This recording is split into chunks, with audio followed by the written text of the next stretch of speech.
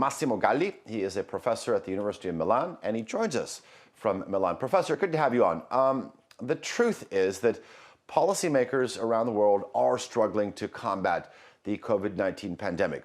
They find themselves in uncharted territory, and that's fair. But if you think about it, they shouldn't be. I mean, with Italy being ahead of the curve compared to most other countries, what do you think other countries can learn from Italy?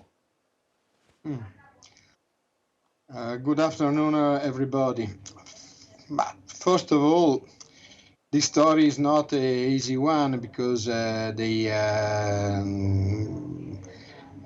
the number of cases that we have remain high is due to persons who are closed at home with other persons with the infection.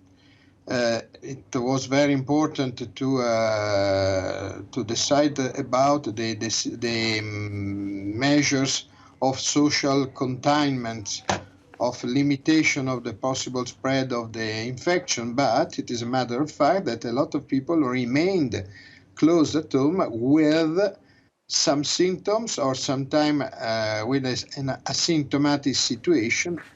But to be at home with other people, you know, is a very easy way to infect other people. In other words, we are registering now an increasing number of cases in Lombardy, despite the limitation of the circulation of everybody around in the cities and in the country. But anyway, it is there are real good signals about the outcome of the epidemic. I think that the reduced pressure on the hospital facilities, in particular the small reduction of the number of persons requiring admission in intensive care units, represent the real signal of improvement of the situation.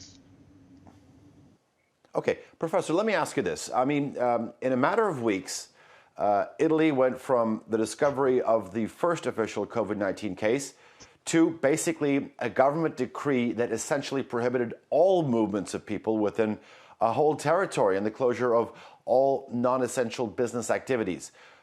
Where did it go so wrong so quickly for Italy?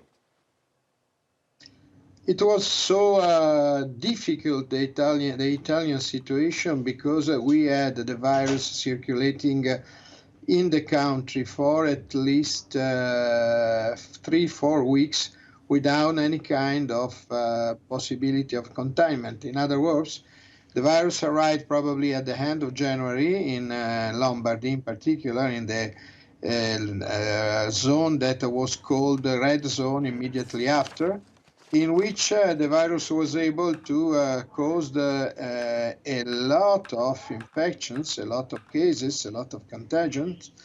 And in such a situation, when we were aware of the first cases of advanced disease, the number of people having a pneumonia, having a situation absolutely needing the admission in intensive care units, in general in the hospitals, was so huge that it was difficult to intervene with the normal measures of containment in the field, in the country, in the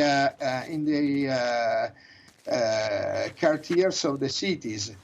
And as a consequence, for a long time, we had this spread of the infection, which was to be contained just in one way. And the way was to close everybody at home.